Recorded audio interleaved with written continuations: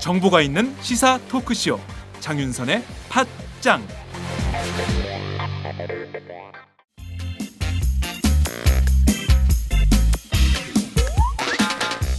매일 정오 여러분의 점심시간 맛있게 씹어드실 뉴스를 보내드리는 장윤선의 팟짱. 매일나 신선한 뉴스를 맛보고 싶으시다고요?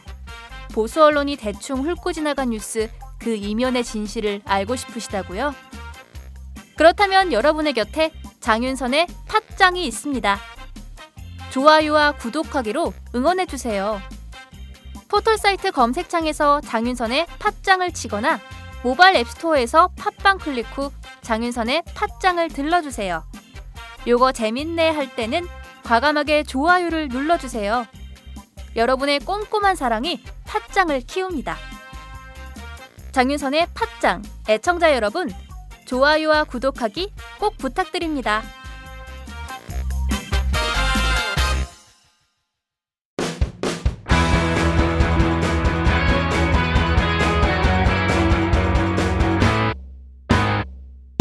색깔 있는 인터뷰. 색깔 있는 인터뷰 시작하겠습니다. 13월에 보너스가 세금 폭탄이 됐다. 이런 국민적 비판이 거세지면서 정부 여당이 부랴부랴 당정 협의를 열고 여러 가지 연말정산 보완 대책을 마련해서 발표를 했습니다. 연금보험 세액공제율을 상향 조정을 하고 또 출생, 입양 등에 대한 세액공제도 다시 도입을 할 것이며 다자녀 세액공제도 더 늘리겠다. 이런 등등의 방향이 검토되고 있는 상황인데요. 자, 이렇게 되면 앞으로 지금까지 불거졌던 세법 개정안 논란 사그라들 수 있을까요? 오늘은 경제학 박사이신 우석훈 민주정책연구원 부원장을 연결해서 조세제도 혁신 방향에 대해서 짚어보도록 하겠습니다. 부원장님 나와 계신가요? 예, 안녕하세요. 네, 저희 팟짱 첫 번째 출연이십니다. 감사합니다. 그렇게 됐네요. 예, 영광입니다. 네, 좀 더 일찍 모셨어야 되는데 늦었습니다. 현안으로 바로 들어가도록 하겠습니다. 앞서 말씀드린 대로 13월의 보너스 결국 세금 폭탄이 됐다. 이런 비판이 굉장히 부글부글 끓으니까 정부 여당이 긴급 당정 협의를 열고 연말정산 보완 대책을 마련을 했습니다. 자, 우선 이 정부 여당이 마련한 대책 어떻게 보십니까? 이제 그 소급해서 해주겠다는 건데요. 네. 지금 정말 이상하죠. 그러니까 이 문제가 생긴 게 방향 자체가 이상한 건 아닌데 네. 계산을 잘못했다는 거 아니에요. 예. 조금 더 자세하게 시뮬레이션 해봤어야 되는데 네. 평균값으로만 하니까 안 늘 거라고 했던 저소득층에서 는 거 아니에요. 그렇습니다. 근데 이것도 문제긴 한데 네. 그렇다고 소급을 해서 뭘 하는 걸 만들고 나면은 네. 법 원칙이라는 게 깨지거든요. 그렇습니다. 예. 그러면 이런 식이면 이제 앞으로 사람들이 막 떠들면은 다 깎아줄 거 아니에요. 선례가 없다라고 지금까지 여당이 이 법 질서 원칙 이런 얘기를 무지하게 했는데 그렇습니다. 이게 제가 생각하니까 중고등학교 때 배운 법 원칙이 지금 흔들리는 것 같더라고요. 맞습니다. 사회 교과서에서 배웠던 법치주의 네, 원칙 뭐 이런 것들이 새누리당이 가장 강조했던 것이 법질서 강화 원칙 이런 거였는데 이것을 뭐 본인들이 여론의 반발을 부딪히니까 그야말로 그냥 하루아침에 뒤집어 엎어버리는 뭐 이런 상황인데요. 약간 좀 벗어나는 얘기긴 한데요. 네. 노동자들이 파업할 때 손배소 하는 게 네. 우리나라 법이 좀 이상해서 그렇게 손배소를 좀 많이 때릴 수 있게 돼 있거든요. 그런 거 할 때 뭐 규정 조금만 바꾸면 되는 건데도 네. 못 해준다고 지금까지 막 몇십억씩 때려가지고서 이 자살하는 노동자도 있고 그렇잖아요. 그렇습니다. 그런 거 보다 보면 이거 장난하나 싶더라고요. 그러니까요. 이 사람들 장난하나 싶은 생각이 드는데 뭐 따져봐야 될 게 지금 큰 틀에서 말씀해 주신 대로 법질서 원칙이 무너지고 있다. 이게 굉장히 심각한 문제인 것 같습니다. 앞으로 그러니까 뭐 문제 생길 때마다 때로 SNS 통해서 뭐야 똑바로 해 이렇게 난리치면 여론에 밀려서 바꿔줄 수도 있구나라는 교훈을 이런 것을 이 새누리당과 박근혜 정부가 알게 해줬다. 뭐 이런 반면교사 뭐 이런 것도 생각해 볼 수가 있는데요. 그거 말고도 내용적으로도 상당히 좀 하자가 있는 것 같습니다. 뭐 하나하나 그 꼼꼼하게 짚어봐야 될 것 같은데요. 우선 2013년 세법 개정안 논의 때 여야 국회의원들이 다 이것을 알았다는 것이거든요. 이렇게 되면 중산층 세부담이 늘어나서 결과적으로 유리할 지갑이라고 할 수 있는 직장인들에게 세금 폭탄이 될 수 있다. 이런 우려가 있었음에도 불구하고 그냥 밀어붙였던 거거든요. 저도 반대했어요, 그때. 네. 저도 이건 좀 문제가 있다고 생각했었는데요. 네. 지금 얘기가 많이 나오지 않은 것 중에 하나가 네. 이렇게 바꾼 또 이유 중에 하나가요. 네. 원래 많이 걷고 많이 돌려줬다가 네. 조금 걷고 조금 돌려주는 그 동기 중에 하나가요. 네. 이 처음에 돈을 좀 많이 주면 사람들 소비를 늘릴 거 아니에요. 그래서 경제를 좀 살려보자, 경기를 좀 돌리자 그런 동기도 있었거든요. 네. 그런 것 자체가 사실 좀 편법이었어요. 편법이었다. 예. 네. 근데 이제 정부가 계산을 잘못했는지 그건 네. 아무도 몰랐을 거예요. 다들 평균치로만 생각했으니까 네. 야당도 잘못했죠. 예. 좀 그저 꼼꼼하게 따져보고 네. 했었어야 되는데 네. 뭐 대충 좀 통과시켜주고 나니까 네. 같이 욕을 먹고 있는 거죠. 이렇게 욕 먹어도 싸요. 네. 솔직하십니다, 선생님. 예. 아니 근데 대충 이런 게 있더라고요. 네. 이게 중요한 게 경제에 관한 법들인데 네. 이를테면 무슨 뭐 국감을 통과시켜 준다거나 이런 정치가 있잖아요. 네. 그 새정치민주연합이 지난 몇 년 동안에 경제에 관한 법을 다 양보해 줬더라고요. 그렇죠. 그리고 이게 그때만 예외적인 게 아니고요. 네. 습관적으로 그렇게 하고 있어요. 습관적으로 새정치민주연합이 다수 국민들에게 불리한 경제 관련 법규를 새누리당에게 전부 양보를 해주고 있다. 그러니까 새누리당은 주로 기업을 대변하는 정당이니까 뭐 그런 측면에서 보면은 국민적 입장에서 전혀 싸우지 않고 있다 이렇게 봐야 되겠네요. 정치에 관한 걸 양보를 받고 네. 경제를 양보해줬더라고요. 가장 최근에 보면은 부동산 3법이라는 게 있잖아요. 네, 그렇습니다. 예, 개발. 누구나 다 이거 토건법이라고 하는 건데 그렇습니다. 이 자원과 관련된 있는 국정조사를 받으면서 그런 걸 내줬거든요. 네. 이런 국정조사가 안 중요하다는 건 아닌데요. 네. 그거는 단기 대책이잖아요. 그렇습니다. 그리고 부동산 같은 거는 이제 굉장히 중장기인데 네. 단기적인 정치적 성과물을 위해서 장기적 경제 이걸 내주는 뭐 아주 습관적이에요. 보니까. 옛날에도 그렇게 했겠구나라는 생각이 들더라고요. 네. 역시 이 정치의 지난 10월 정치의 한복판으로 가시니까 새정치민주연합이 어떻게 정치를 하고 있는가가 그냥 한눈에 보이시는군요. 아니, 일단 세월호 얘기를 엄청나게 했잖아요. 그렇습니다. 세월호 특별법 때문에 무슨 대표도 갈리고 막 그랬거든요. 그렇습니다. 네. 그러면서 은근히 크루즈 산업 육성법안을 통과시켜줬거든요. 그랬죠. 그럼 세월호 얘기 내년에 어떻게 하려고 그러시나요? 그런 생각이 들더라고요. 지금 세법이 통과된 것도 네. 그때 예산안 전체랑 같이 묶여가지고서 욕먹고 싶지 않아서 그냥 통과시켜준 것 같더라고요. 네. 근데 자세히 봐서 내용을 알면은 이거는 좀 이렇게 하면 안 된다라고 할 만한 충분한 논거가 되는데도 네. 그렇게 못한 거죠. 뭐. 새정치민주연합 의원들을 만나보면 저희가 취재를 해보면 늘 하는 얘기는 이런 겁니다. 워낙 언론이 세게 야당이 발목 잡기 하고 있다. 야당 때문에 예산안 통과가 안 되고 있다. 이런 식으로 여론전을 하기 때문에 지역에 가면 왜 너희들은 정치에 협조하지 않고 맨날 그렇게 발목 잡기를 하냐라고 비판을 하니 본인들도 그런 여론에 밀려서 정부 여당의 주장에 편승하는 이런 측면이 있다라고 주장은 하더라고요. 아주 틀린 얘기는 아닌데요. 네. 그래도 이렇게 좀 자세히 봐서 이게 이렇게 큰 문제가 있다고 딱 알렸으면은 네. 여론도 바뀌죠. 그러니까요. 이게 뭔가 좀 심각한 현안, 문제에 대해서 끝까지 싸우는 능력을 보여주는 정치인들이 드물어요. 별로 없어요. 눈에 띄지 않아요.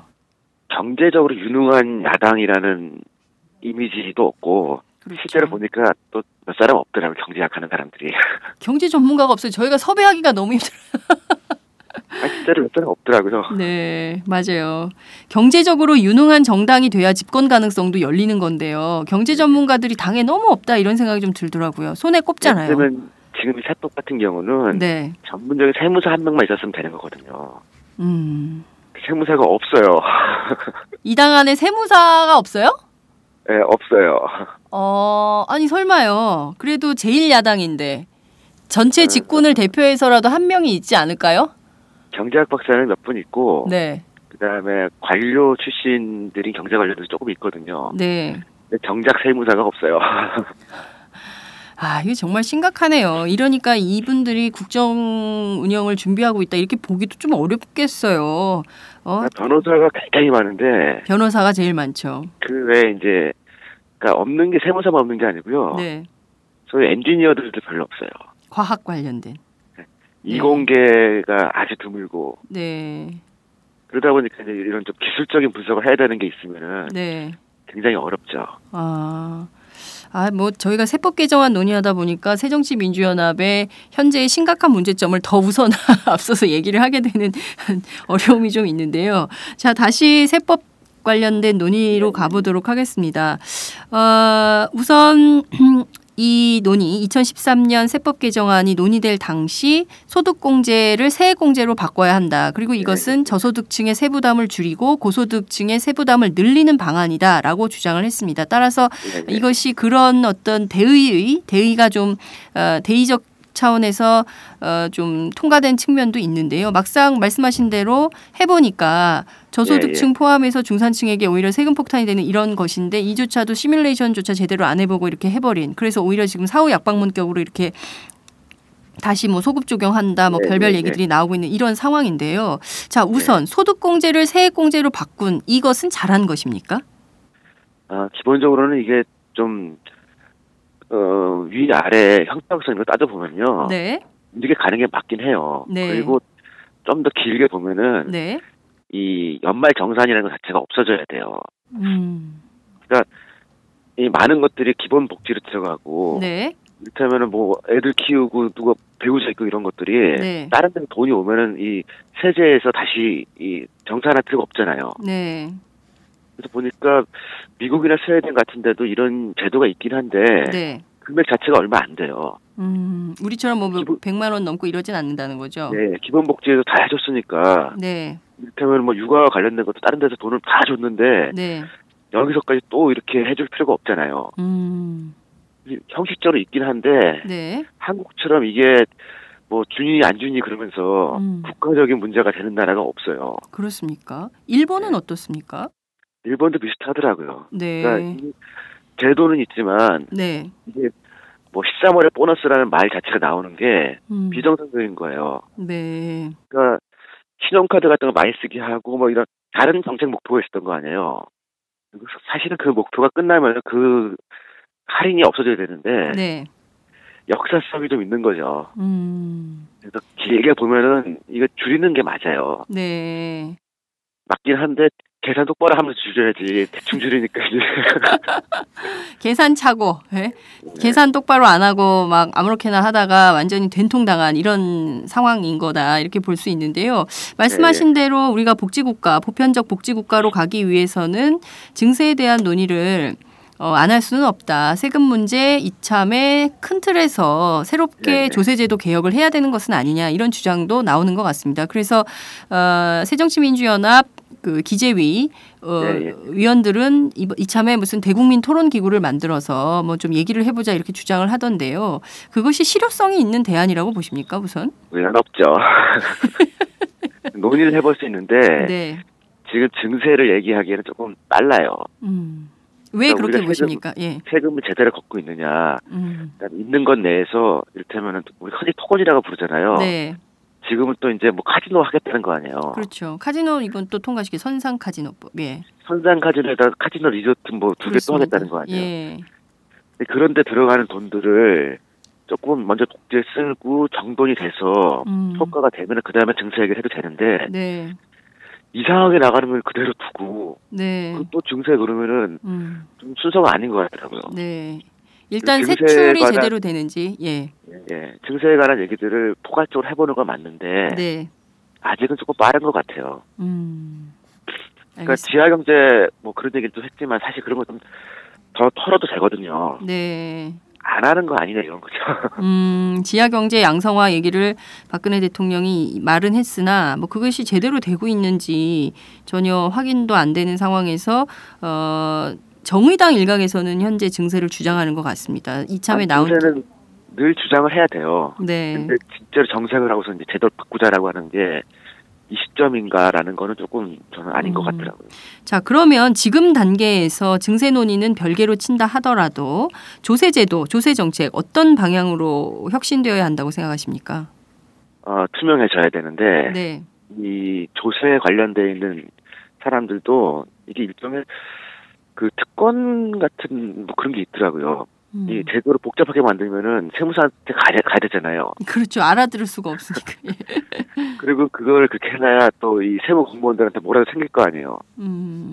그래서 너무너무 복잡하게 진행을 해버렸어요. 네. 제가 경제학 박사인데 저도 제 이 소득세 계산 못해요. 맞습니다. 너무 짜증나요. 매년 하는 그 연말정산도 너무 복잡해가지고. 예. 그렇죠. 아니, 저도 제 거 제대로 못해요. 그 소득세는. 네. 이런 걸 좀 간단하게 하고 네. 누구나 알아볼 수 있는 형태로 투명하게 바꿔야 되거든요. 근데 지금 소득세가 여기에 지금 그러니까 소급까지 해준다고 그러면은 네. 1차 정산, 2차 정산 여기에 소급 네. 알 수가 없잖아요. 아무도. 예. 이런 것들을 조금 간단하게 만드는 그런 정리를 할 필요가 있고요. 네. 그다음에 지금 세액에 따른 구간들을 조금 더 세밀하게 나눠가지고서 자세하게 이렇게 할 필요가 있어요. 그렇습니다. 그러니까 길게 보면은 좀 더 늘려가는 건 맞는데 네.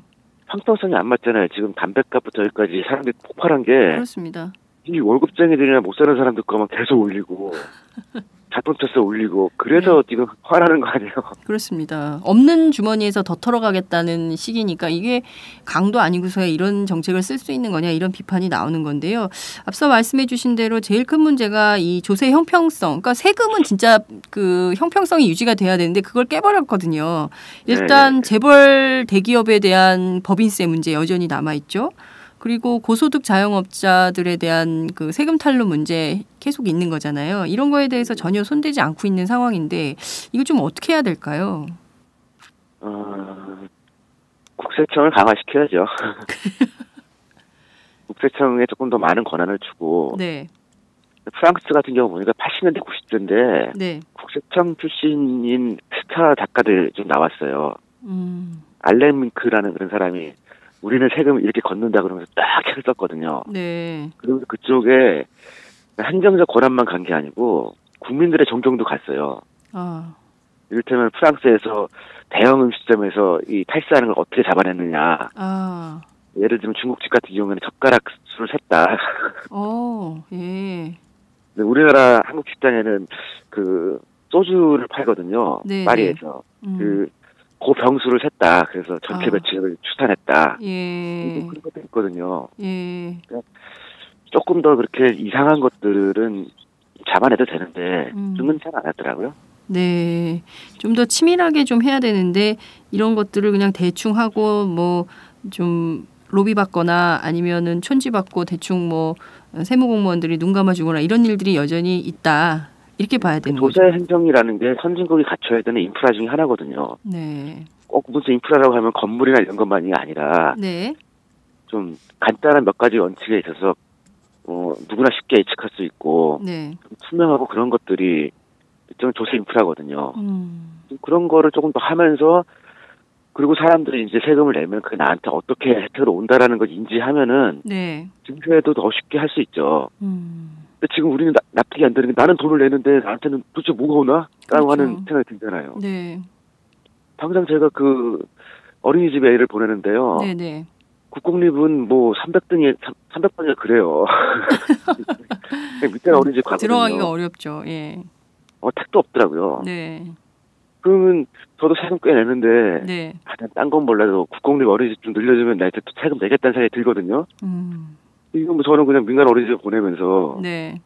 나는 도대체 뭘 받을까라는 생각을 해요. 근데 그 지금 분노하는 많은 월급쟁이들이나 그런 사람들이 네. 그런 거 아니야.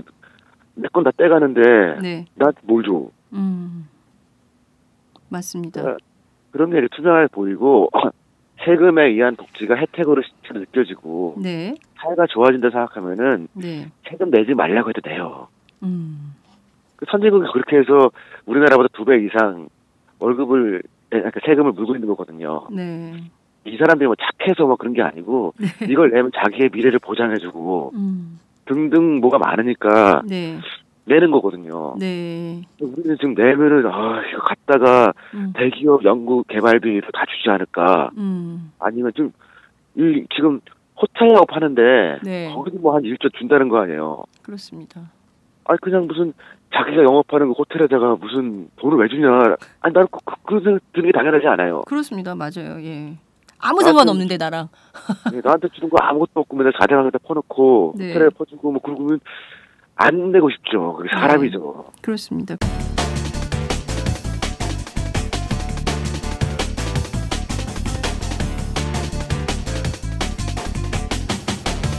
장윤선의 팟짱. 그래서 이제 지금 뭐 납세 거부 운동을 하자 뭐 이런 주장도 나오고 있고 납세자 연맹 이런 데서는 실제 납세 거부 운동을 위한 뭐 서명 운동 뭐 단숨에 뭐 10,000명이 돌파했다 뭐 이런 주장 이제 얘기도 나오고 이런 건데요. 앞서 충분히 납득가는 감정이죠. 맞습니다. 이 세금이 제대로 쓰인다는 보장만 있으면 세금 당연히 낼 텐데요. 근데 그게 아니라 늘 검은 거래와 엉뚱한 데 세금을 쓰기 때문에 그 뭐 세출 영역도 뭐 주로 이제 그 현 정권의 치적 사업을 하는데 주로 쓰고요. 그리고 그것이 이제 국민적 생활과 전혀 뭐 관계가 없고 뭐 이런 건데 예. 주로 이제 걷는 데만 관심이 많은 것 같아요. 정부는.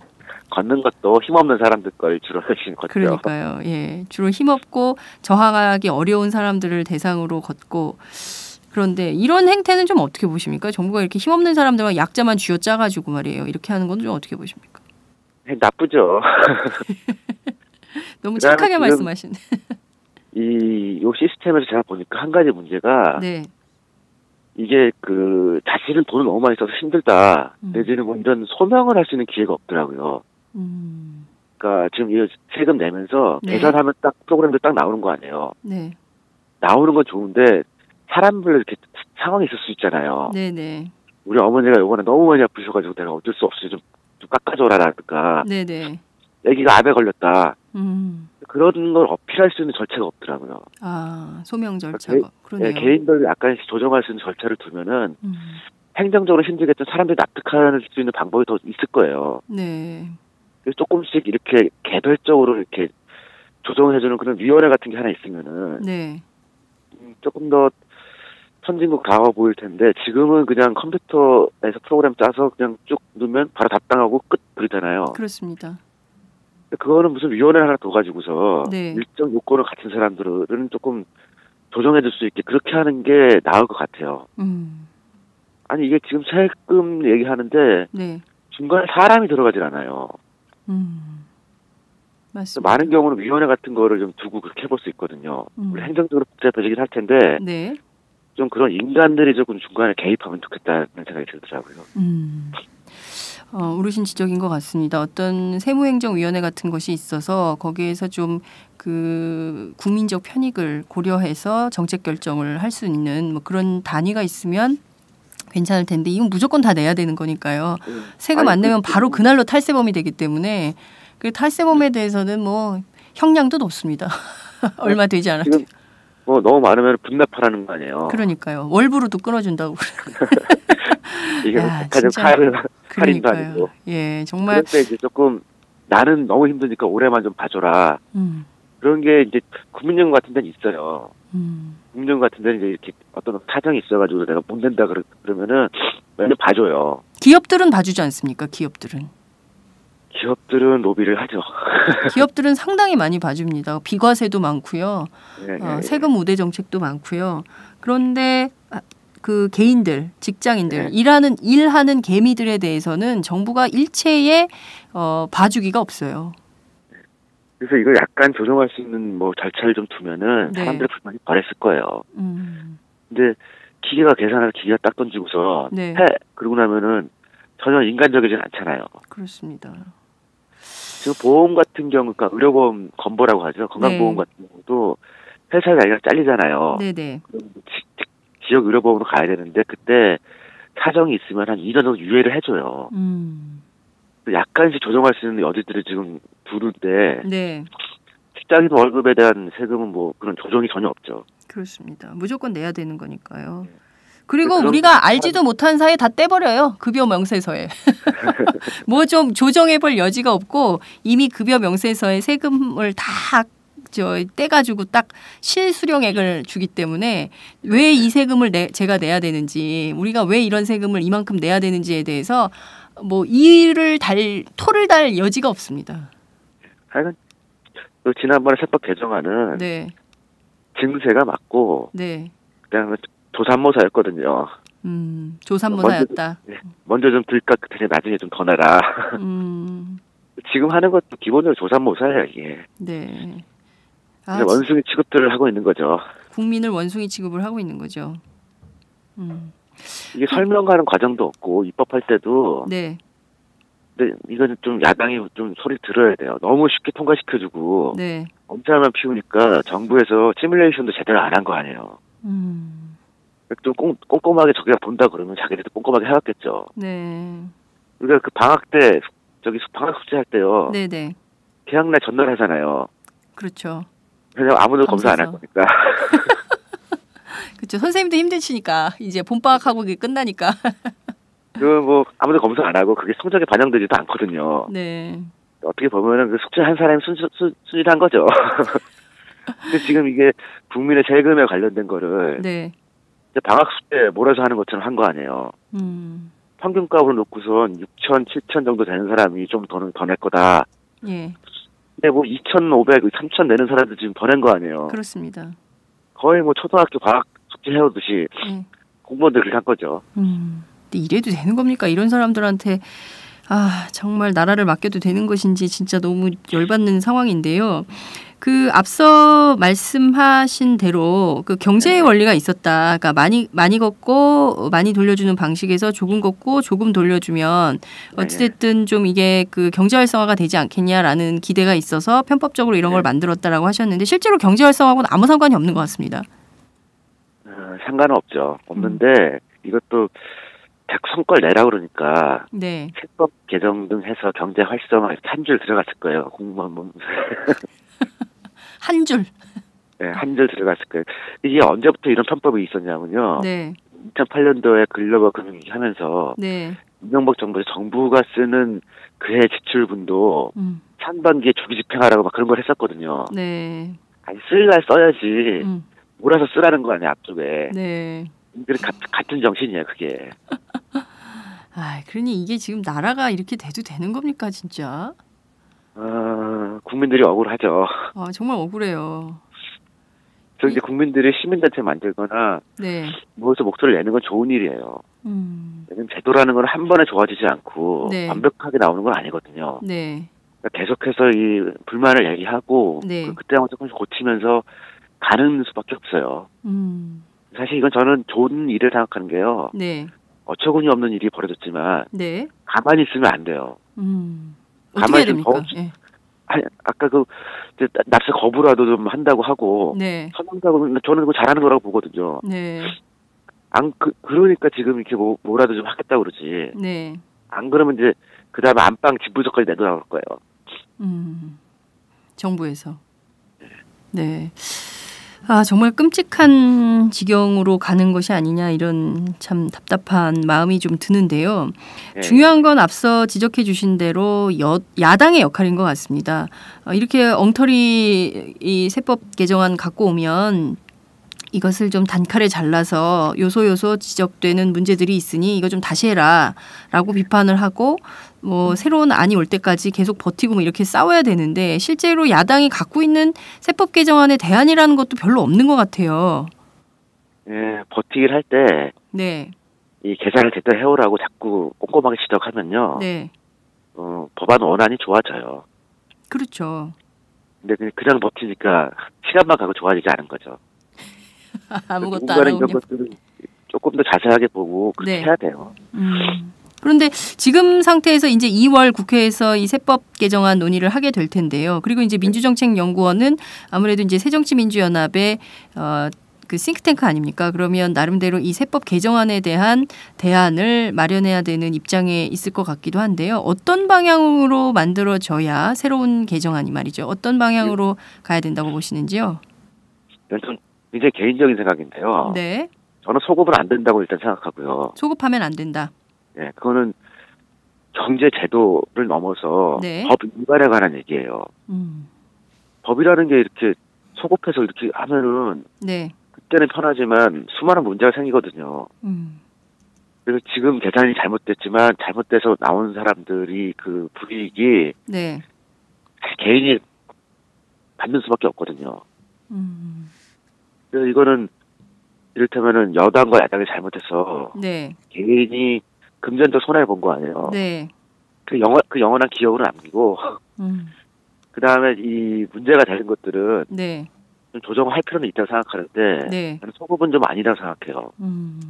어떤 그다음에 방향으로 지금 가는? 예. 공제해 주는 걸 전부 다 이 출산에다가 지금 걸고 있잖아요. 네. 그것도 좀 아니라고 생각해요. 출산과 노후에 걸고 있죠. 예. 근데 그거를 사실 복지 쪽으로 해서 돌려서 해야지. 복지요. 예. 다른 식으로 그 사람들한테 출산 장려 같은 게 더 가게 해야지. 네. 여기다 걸면은 혼자 사는 사람들한테 너무 불이익이 많이 가요. 실제로 이거 싱글세 역할을 하게 되거든요. 그렇죠. 그래서 싱글들한테도 약간의 소액공제 준다고 하는데 네. 사실 그건 안 맞아요. 그리고 결혼과 출산이 이 얼마 되지도 않은 소득공제 때문에 아기나 결혼할 사람 없어요, 세상에. 그러니까요. 독신 가구가 점점 늘어나죠. 네. 예. 정상적인 복지에서 그 문제를 풀어야지. 얼마 되지도 않는 세금이라는 그 세액공제에서 네. 이거 세액공제 받으려고 애 낳는 사람 있겠어요? 그렇죠. 얼마 되지도 않는데요, 그걸로. 네. 예. 아니, 저도 지금 애 둘 키우면 죽긴 하겠는데 네. 세액을 얼마 해준다고 해도 그거는 의사결정에 아무 상관이 없거든요. 예. 사람들이 화가 난 본질은 그건 아니라고요. 네. 그래서 지금 막 후닥닥 뭘 하고 있는데 네. 이게 왜 화났는지를 모르시는 것 같아요. 정치권이요. 네. 그 화의 본질을 좀 새정치민주연합이 먼저 알아서 좀 깨우쳐주는 방법은 없습니까? 그래서 지금 집권했겠죠. 집권 못하는 이유가 여기에도 있는 거군요. 근데 당장 이제 내주 다음 주 지나면 이제 2월 이제 국회가 시작이 될 텐데요. 이미 의사 일정도 합의가 돼서 그러면 여기에서 넘어오는 법안들을 이제 국회에서 처리도 해야 하고 뭐 등등 역할을 해야 될 텐데 그러면 정부 여당은 지금 어쨌든 소급 적용에 대한 입장을 분명히 정해서 일단 들끓는 여론을 잠재우겠다 이런 방식으로 가는 것 같습니다. 자 그러면 여기서 야당은 말씀하신 대로 법 위반이기 때문에 소급은 안 된다. 그러면 어떤 방향으로 해법이 있을까요? 전체적으로 사실 이거 줄이는 방향으로 가는 건 맞아요. 맞는데 네. 이 구간별로 생겨난 문제들 있잖아요. 네. 그리고 지금 시뮬레이션 제대로 안 해보고 또 무슨 새로운 공제를 막 넣겠다는 거 아니에요. 네, 그렇죠. 그럼 네, 또 다른 문제가 파생될 수 있죠. 네, 이렇게 단기할 게 아니고 네. 내년도에 올해는 이런 일이 없도록 하기 위해서 몇 달 이상 지금 계산해보고 해야 되는 거거든요. 대충 해서 문제 생겼는데 또 대충 하는 거 아니에요. 네. 그러면 올 연말에 이런 일이 또 생길 거라니까요. 올 연말에 또 이런 일이 생길 수 있다. 그 우려 충분히 있을 수 있는 상황인 것 같습니다. 진짜 지금 계산은 제대로 된 것인지 그것도 국민들한테는 우려가 되는 상황이네요. 일단 적게 또 걷어가서. 새누리당에서 무슨 긴급회의 한번 하면서 네. 딱 하루 회의하고서 지금 막 던지는 거 아니에요. 그렇습니다. 또 원래 계산 잘못해서 생긴 문제인데 네. 그 다음에 계산을 또 안 하고 하면 네. 더 큰 문제가 생길 거 아니에요. 네. 그러면 이렇게 되면 기본적으로 네. 세수는 원래 정부가 예상했던 것보다 세수가 줄어들게 될 것이고 세수가 줄어들게 되면 그 정도의 복지 혜택은 더 줄어들게 되는 상황일 텐데 그 지난해 굉장히 뜨겁게 논쟁이 됐던 게 바로 그 무상급식 문제였습니다. 그리고 이제 그것을 전부 이제 시도교육청에 떠넘겨서 그 문제가 됐었고 또 특히 그 어린이집 어린이집에 이제 대주는 이런 그렇죠 무상 보육과 관련된 점 이 점들도 이제 문제가 될 텐데 이런 것들이 계속 터지겠어요 앞으로는 그죠? 계속 터지는데 네. 세수가 부족해지는 제일 큰 거는요. 네. 정부에서 한 해 경제 성장률을 네. 습관적으로 과다 계산해요. 그러면 세입이 더 많은 것처럼 보이거든요. 네. 근데 실제 경제가 안 좋으니까 그만큼 안 들어와요.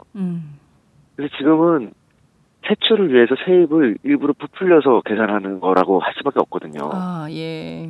그러니까 여기 지금 이를테면 소득세와 관련돼 있는 얼마가 좀 덜 들어오겠지만 네. 그게 진짜 큰 비중이 아니라 이거죠. 정부 내에서 좀 개선을 하려고 하면은 다른 분야가 많아요. 네. 이것도 하필이면 월급쟁이들만 붙잡고서 거의 협박하는 수준 아니에요. 네. 이 지네들은 뭐 몇 조씩 아무데나 막 갖다 쓰면서 네. 여기 뭐 얼마 되지도 않은 돈 가지고 네. 너네 이러면 급식 안 준다. 이 거의 협박 아니에요. 네, 맞습니다. 아니 그 뭐야 자원회계하면 쓴 돈도 20조 넘는다는 거 아니에요. 그렇습니다. 그렇게 큰 데는 그냥 두고서 네. 요 몇만 원 몇십만 원 좀 깎아주면서 이것 때문에 밥 못 준다. 아이 그게 거의 협박이죠. 네. 아 도대체 이 나라 어떻게 해야 됩니까?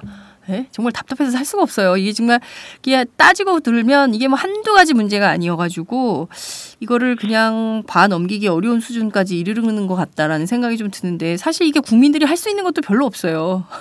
아, 뭐 할 수 있는 게요. 선거하면 우리가 맨날 져요.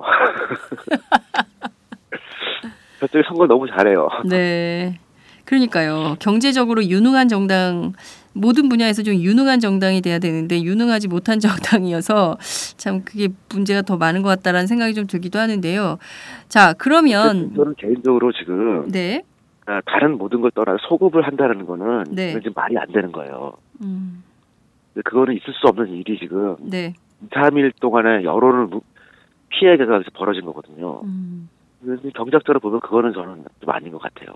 그런데 제가 보기에 새정치민주연합 의원들은 이 소급에 네. 그냥 따라가실 것 같은데요. 물론 찬성하죠.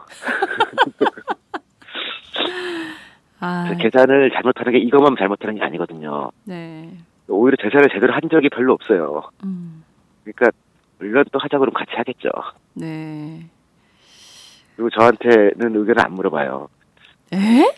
무슨 네, 소리입니까? 민주정책연구원 부원장님인데 싱크탱크의 핵심 중에 핵심인데 이런 걸 하면서 오석훈 박사님의 경제학 박사님의 의견을 안 듣는다는 게 말이 됩니까? 왜냐하면 제가 얘기하면 전 늘 반대할 거라서 아예 안 물어봐요. 세월호 할 때 한번 제가 의견을 얘기했거든요. 네. 이렇게 하면 안 된다. 네. 그다음부터는 절대 안 물어보더라고요. 심각하네요. 지금 말씀하신 내용을 들어보면 그 업무 분장이 네. 연구원은 중장기 계획을 세우게 돼 있고 네. 그다음에 원내에서 이런 거는 그 원내에서 하게 돼 있어요. 단기 대책은. 실제로는 제가 이렇게 뭐 안 된다고 얘기하는 거는 정말 개인 자격이거나 뭐 그렇게밖에는 못해요. 네. 부동산 3법 통과되는 거 눈으로 보고 있었죠. 정말 아니 좀 무기력감을 느끼시겠어요. 타이틀은 양심이 심하게 위협받고 있죠. 양심이. 네, 양심은 어떻게 되지 하고. 근데 막 통과시켜주는 게요. 뭐 하루에도 몇 개씩이에요. 그러니까요. 맞습니다. 크루즈 산업 육성법 같은 거뿐만 아니라 앞서 지적해 주셨던 여러 가지 사실상 도박 산업을 활성화시키기 위한 여러 가지 법안들 그리고 이제 뭐 카지노 리조트 뭐 이런 거 그다음에 이제 부동산 3법 이른바 기업 이윤을 대변하는 것들이 그냥 막 우수수 통과가 되고 있는 이런 상황인데 여기에서 방어가 전혀 안 되는 것 같아요. 그러니까 국민들에 대한 일만의 책임감, 이 사람들이 공적 의식이 있는 것인가, 공인으로서의 자세가 돼 있는 것인가, 정치인들이 변화가 필요한 게요. 네. 그러니까 반박근혜라고 하는데 사람들이 막 달려가요. 근데 경제에 관한 것들은 아무도 안 하려고 해요. 왜 그렇죠? 티가 안 나니까요. 티가 안 나니까. 경제는 부작용이 나오는데 네. 1년 혹은 2년이 걸려요. 그러니까 지금 이 세법도 작년에 통과됐는데 네, 재작년이죠. 재작년. 네, 재작년에 통과됐는데 1년 지나서 보니까 사람들이 이거 아니다라고 한참 뒤에 나온 거 아니에요. 네. 근데 부동산 3법 같은 것도 부작용이 나오는 데는 1, 2년 걸리거든요. 근데 경제적 여론 말고 정치 여론 이런 거는 네. 한 이틀 만에 여론이 바로 움직이잖아요. 그렇습니다. 그러니까 단기적인 거는 뭘 하는 것 같은데 중장기적인 효과가 있는 거는 잘 안 하게 돼 있어요. 구조상. 심각하네요. 정치가 정말 장기적인 국민 삶과 미래를 내다보면서 전망을 하고 예측을 하고 해야 되는데 지금 말씀하신 내용을 들어보면 실제 부동산 3법에 대한 폐단과 폐해가 향후 뭐 1, 2년 안에 또 터진다 이렇게 보시는 거잖아요. 어디서 부작용이 나겠죠. 네. 적절한 그 시장에서의 조절 메커니즘이 있어야 되는데 네. 지금 뭐 맞는 건지 틀리는 건지 그냥 뭐 다 통화시켜줘 버린 거 아니에요. 그러니까요. 저는 기업형 임대주택 이것도 심각한 문제가 있는 것 같은데. 그것도 심각하죠. 네. 이것도 막 통과되고 이렇게 되면 통과될 거예요, 근데. 제가 직접 몇 달 우울해. 봤어요. 난 막는 걸 하나도 못 봤어요, 그동안에. 새정치민주연합이요? 네. 아니, 막은 적이 없어요, 보니까. 네. 그래서 아마 정부가 이렇게 얘기를 하면 다 통과될 거예요. 그리고 거기에는 또 기자들도 문제가 있는 게 제가 보니까. 네. 자기가 이렇게 발굴해서 기사를 쓰거나 분석하는 게 아니고. 네. 정부에서 주는 이 요약문을 그냥 그대로 놓고 거기서부터 기사를 출발하거든요. 네. 보도자료를 가지고. 그렇게 따라가서는 뭐 막기가 어려워요. 그러니까 약간 고칠 수 있겠죠. 네. 문구 몇 개. 근데 그거 외에는 지금 다르게 하기가 지금 어려운 구조더라고요. 네. 기자들도 좀 반성을 많이 해야 될 것 같습니다. 이게 뭐 그냥 맨날 이 정부 정책이 엉뚱하게 가는 게 사실 언론의 영향도 크거든요.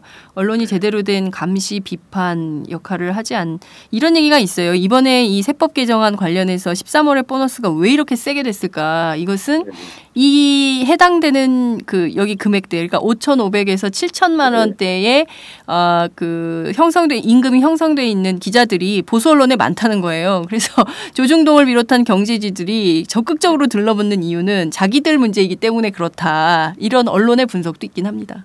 아주 틀린 건 아니고요. 이번에는 경제지에서 많이 했어요. 네. 그러니까 이 건에 대해서 기자들이 잘한 거죠. 자기들 문제니까. 네. 안 그랬으면 그냥 또 묻혀가는 거예요. 네. 그러니까 365개 문제가 있는데 네. 그중에 한 개가 나온 거예요. 오늘은 또 오늘 먹자에 무슨 문제가 있는데 네. 또 묻혀가겠죠. 알겠습니다.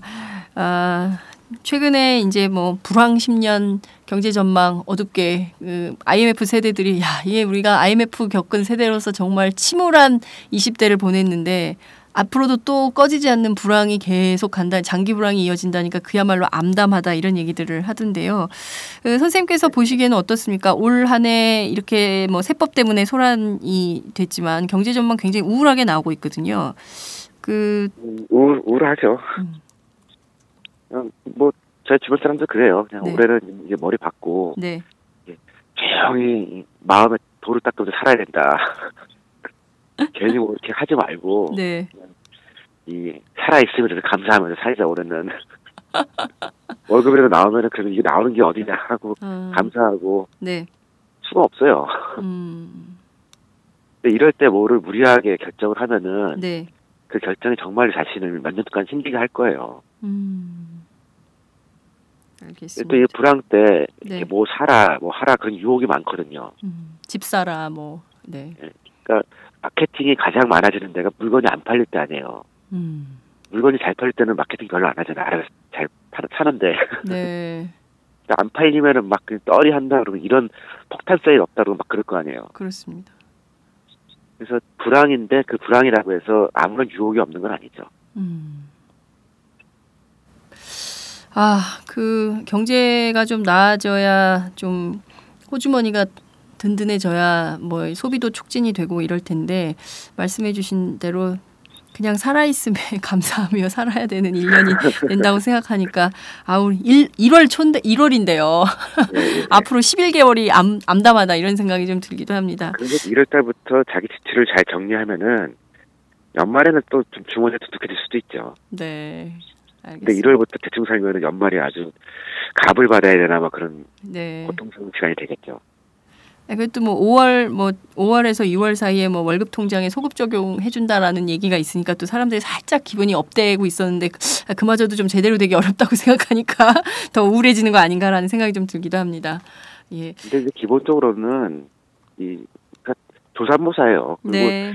자기 주머니에 뭔가 들어왔는데 네. 그건 누군가의 주머니에서 나온 거거든요. 지금 형태는 결혼해서 아기 키우는 사람들 쪽으로 그렇지 않은 사람들 돈이 가게 만드는 거거든요. 월급쟁이들이 그렇게 싸우게 만드는 그런 개편한 지금 그렇습니다. 예. 그나저나 법인세 문제나 이런 것들을 좀 강도 높게 제기해서 새정치민주연합이 좀 세게 싸워야 되는 거 아닙니까? 그럼 그렇게 하는 게 맞죠. 예. 왜 안 싸웁니까? 하는데요. 네. 또 그런 얘기는 또 잘 안 받아줘요, 사람들이. 왜냐면 회사에 관한 얘기들은 네. 또 개인들을 직접 이렇게 보이지가 않잖아요. 그러니까 생활경제 이슈라는 게 있고 네. 국민경제 이슈라는 게 있는데요. 네네. 생활경제는 다루기가 쉬워요. 이거 뭐 신문에도 잘 나고 뭐 확 커지거든요. 네. 그렇지 않고 국민 경제의 기본 구조에 관한 것들은 굉장히 길고 계산도 어렵고 네. 주목도 잘 받기 어렵고 그런데 거기가 중요하긴 하죠, 사실. 네, 그렇죠. 알겠습니다. 저희 오늘 그 문제가 터진 13월의 보너스 세금 폭탄 조세제도 혁신 방향에 대해서 살펴봤는데요. 예. 부원장님 뭐 여러 말씀 굉장히 재밌고 또 가슴 아프고 새정치민주연합의 경우에는 이게 큰일 났다 이런 위기감도 들게 해주시는 말씀 잘 들었습니다. 끝으로 한 말씀 부탁드릴게요. 원래는 정부나 야당 혹은 야당이 다 해주겠다라고 얘기하면은 제일 좋을 텐데요. 네. 객관적으로 제가 보니까요. 당분간은 자신이 자신을 지키는 수밖에 없어요. 국가가 별로 안 해줄 거예요. 네. 스스로 자신을 지키면서 가족을 돌보고 삶을 돌보고 힘들어졌죠. 그래도 네. 뭐 어쩌겠어요. 한 사람 살아야지. 아유, 알겠습니다. 오늘 말씀 여기까지 듣도록 하겠습니다. 고맙습니다. 네, 감사합니다. 네, 지금까지 우석훈 민주정책연구원 부원장과 함께했습니다.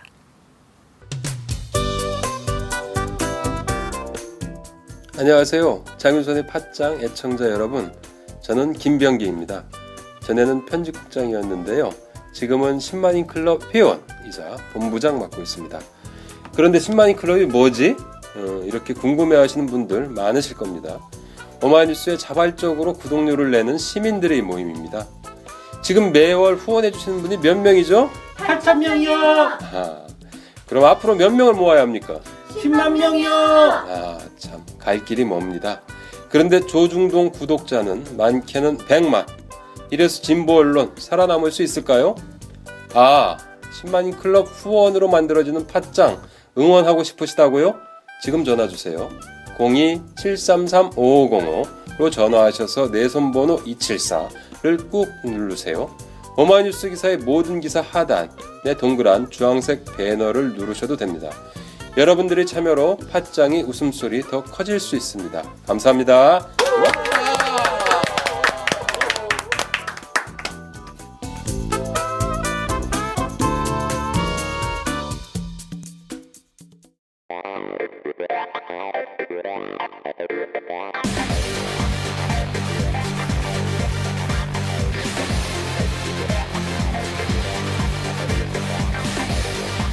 정보가 있는 시사 토크쇼 장윤선의 팟짱.